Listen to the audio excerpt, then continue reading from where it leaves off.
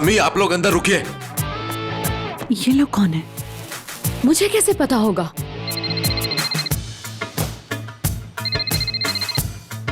Hello, किससे बात करनी है? ये मोहसिन साहब का घर है ना, करीम से बात करनी है।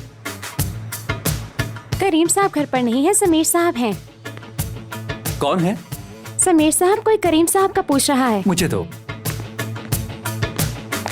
हेलो, कौन बोल रहे हो तुम? मैं समीर हूँ। आप कौन? ये छोड़ दो कि मैं कौन हूँ, ये बताओ कि तुम्हारा भाई कहाँ है? कहाँ है वो कमीना? ये किस तरह की जुबान इस्तेमाल कर रहे हैं? तुम लोग इसी काबिल हो, जल्दी बताओ कि अपने भाई को कहाँ छुपा रखा है। जल्दी पता कर लो उसका। सुने, करीम इस वक्त घर पर नहीं है, वो वर्कशॉप गया है काम से। अच्छा, काम से वर्कशॉप गया है। इसका मतलब कि तुम सब लोग एक जैसे हो और तुम सब लोगों की मिली भगत है। ये मेरी बहन को अगवा करके वर्कशॉप ले गया है वो उसे। हेलो, ओ फोन बंद कर दिया। किसका फोन था? वो अंकल हनान का बेटा रजा था। क्या कह रहा था? आयशा अगवा हो गई है। किसने अगवा किया? करीम ने। पता नहीं उसने ऐसा क्यों किया, कुछ समझ नहीं आई। चलो मेरे साथ आओ, मुझे तुमसे कुछ बात करनी है। किसी से कुछ मत कहना। जी। आप क्यों परेशान हो रहे हैं मोहसिन? आपको तो खुश होना चाहिए कि उसे जिम्मेदारी का एहसास हो गया है। इसी बात का तो दुख है कि उसे जिम्मेदारी का एहसास हो गया है। पता नहीं इस वक्त कौन से काम गया है। इतना मत सोचें, हमारा बेटा बदल जाएगा, मुझे यकीन है। उसकी ज्यादा तरफदारी मत करो, कुत्ते की दुम सीधी नहीं हो सकती।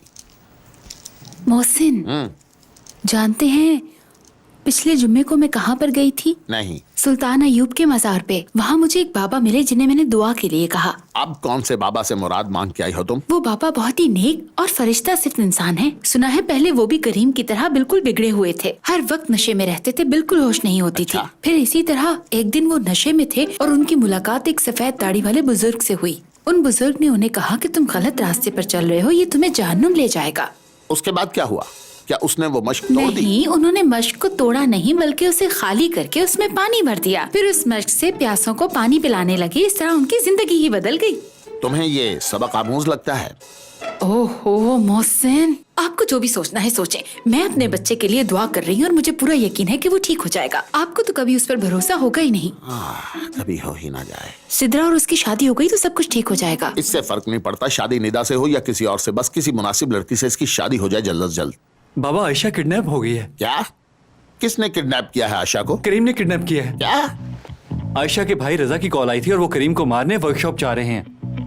उसने करीम का पूछा तो मैंने बता दिया वो वर्कशॉप में। या अल्लाह, ये तुमने क्या किया? तुम इतने बेवकूफ कैसे हो सकते हो समीर? इतने बड़े हो गए हो, तुम्हें अकल कब आएगी? अम्मी किस तरह की बातें कर रही हैं? क्या मैंने कुछ गलत कहा है? आप लोगों को तो हमेशा समीर की गलती नजर आती है, और करीम ने आयशा को अगवा किया, उसके बारे में तो कुछ नहीं अरे कहा। तुम लोग क्या फजूल की बातें कर रहे हो? चलो जल्दी से गाड़ी निकालो, मैं भी आ रहा हूँ। खालदा तुम यही रुको, फिक्र मत करना, मैं भी पता करके आता हूँ। अरे जल्दी करो समीर, गाड़ी निकालो, चलो। तुम मेरी बात सुनो हुरिया, यहाँ पर आओ, बैठो और मुझे बताओ कि क्या माजरा है।